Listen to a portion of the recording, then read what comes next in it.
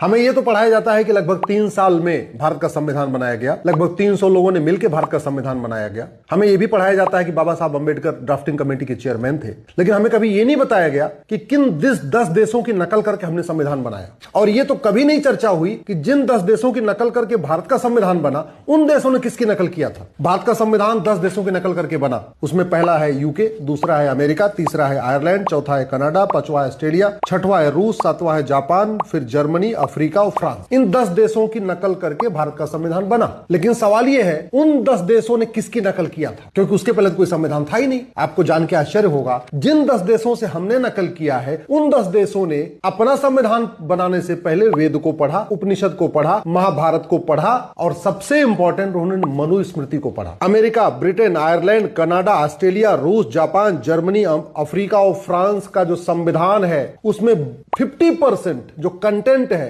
वो मनुस्मृति से लिया गया। और हमारे देश में मनुस्मृति का अपमान भी किया जाता है। हमारे देश में मनुस्मृति बच्चों को पढ़ाई भी नहीं जाती। यूरोप, अमेरिका, ब्रिटेन, जर्मनी में आज भी मनुस्मृति को पढ़ाया जा रहा है, ला के कोर्सेज में शामिल किया गया है।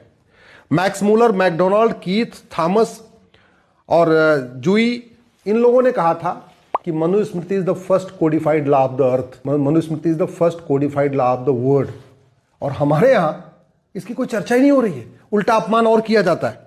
हमें यह तो पढ़ाया जाता है कि लगभग 3 साल में भारत का संविधान बनाया गया, लगभग 300 लोगों ने मिलकर भारत का संविधान बनाया गया। हमें यह भी पढ़ाया जाता है कि बाबा